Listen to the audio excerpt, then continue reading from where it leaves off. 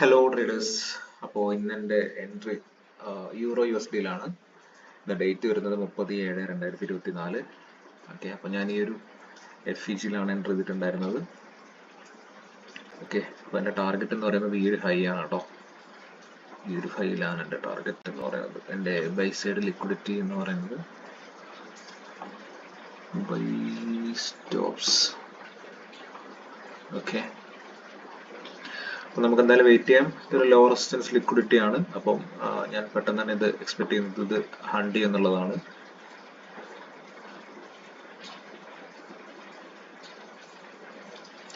നോക്കാം നമുക്ക് എന്തായാലും.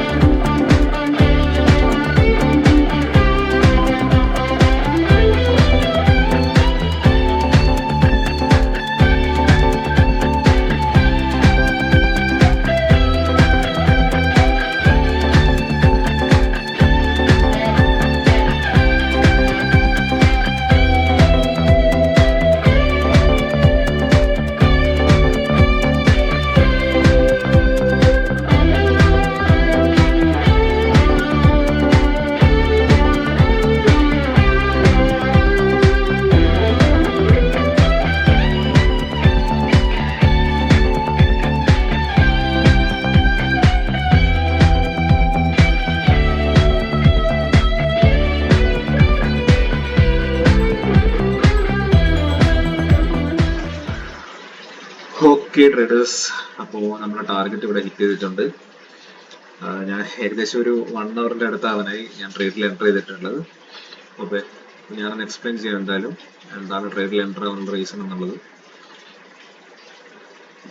അതിവിടെ കാണാം യൂറോ USD സ്റ്റിൽ ഒരു ബെയറിഷ് ആയിരുന്നു. അപ്പം ഈ ഒരു ലിക്വിഡിറ്റി ഒക്കെ ടേക്ക് ചെയ്തതിന് ശേഷം ഈ ഒരു സെൽ സൈഡ് ലിക്വിഡിറ്റി ഒക്കെ ഇവിടെ കളക്ട് ചെയ്തതിന് ശേഷം ഇവിടെ കാണാം ഇവിടെ ഒരു 1 അവർ ഓർഡർ FEG ഉണ്ട്. ഓക്കെ, ഇതൊരു 1 അവർ FEG ആണ്. 1 അവർ FEG ആണ്. അപ്പോൾ ഇതൊരു ഓർഡർ ബ്ലോക്ക് ആയിട്ട് നമുക്ക് കണക്കാക്കാം. ഒരു ഓർഡർ ബ്ലോക്ക് ആണ്. അപ്പോൾ നമുക്ക് എന്തായി ഡബിൾ ഒരു 1 അവർ തന്നെയാണ് കേട്ടോ. അപ്പോൾ നമുക്ക് ഡബിൾ കൺഫർമേഷൻ ആയി.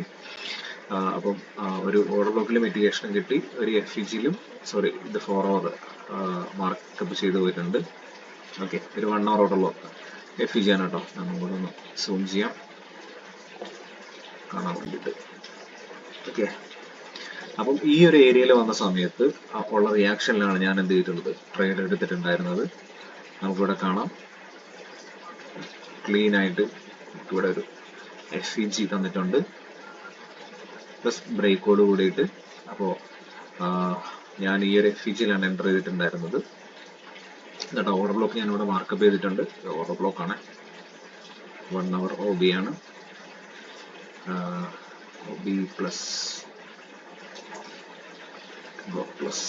ഓക്കെ, അപ്പോൾ ഈ ഒരു FEGയിലാണ് ഞാൻ എൻ്റർ ചെയ്തിട്ടുണ്ടായിരുന്നത്. അതുപോലെ തന്നെ